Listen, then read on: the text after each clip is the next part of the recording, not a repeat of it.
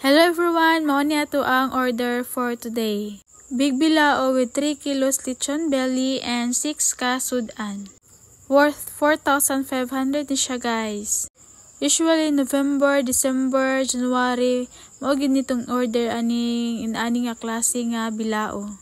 So ang sulod sa to ang big bilao is 3 kilos lechon, cordon bleu, bami, pork lumpia, beef steak, fish, sweet and sour, and fried chicken.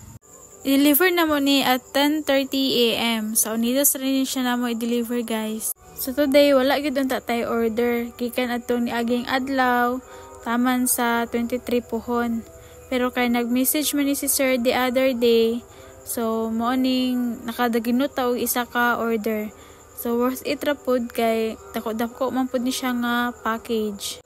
So mao gini ako ang ganahan nga mga orders kanang mo kalitra og chat bitaw nga mag-order. So for sure cash jud ni.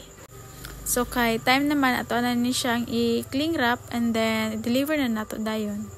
So after sa moang delivery nangadto mi sa amo ang suki sa baboy kay amo ang gibayaran ang upat ka lechonon para karon November 24 pohon.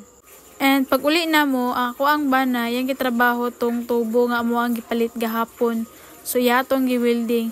While ako dinhi, ako na dayon ning gipang prepare ang kaning 30 plus ka chicken, big bird. So ako na ning i-chop daan para inig ka 23 pohon, mamarinate na ni. And pagka 24 pohon, maluto na dayon ni. So bahala og layo pa ang adlaw, prepare gyud nato ni daan kay sana may pugka og 400 plus ka slice nga chicken. Plus naa pa jud ubang sudan nga kailangan pa i-prepare. So kanilang jud ang ako ang giuna kay murag mascote man ni siya. So pag human ani ako pag gyud untang i-slice daan tong para humbaon nga karne pero dili naman gyud kaya sa ako ang lawas kay pila ba ni ka oras kung gatindog ani o kay daghan ba kay nga mga manok. And basta mga ani ako mangyo mangunay ani og chop. Dili man ako isalig sa lain. So ugma pohon na pud ang ato ang schedule para pag-slice sa humba. So pag man ako og chop dito sa manok, ako na lang jung gitiwas ning trabaho on aning sa fish fillet. Kay nalatat naman ni iya ang karton o mo nang ako na lang ni siyang gihawa sa iya ang karton. Kay nang lanay naman iya ang mga ice kay puno man kay ni ato ang ref good. So dili na kaayo siya kadaog. Wala pa man gud tay freezer so agwanta sa taan ni ato ang ref.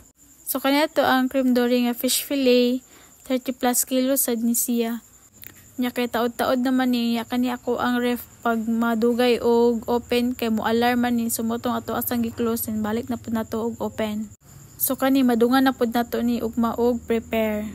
So ugma pohon gamay ra kay tag order isa ka 18 inches nga bilao and 10 inches nga bilao. Pero bisan pa man gamay ra to ang order, pasalamat gyapon ko para ma-prepare na ko ning mga kinahanglan i-prepare para November 24.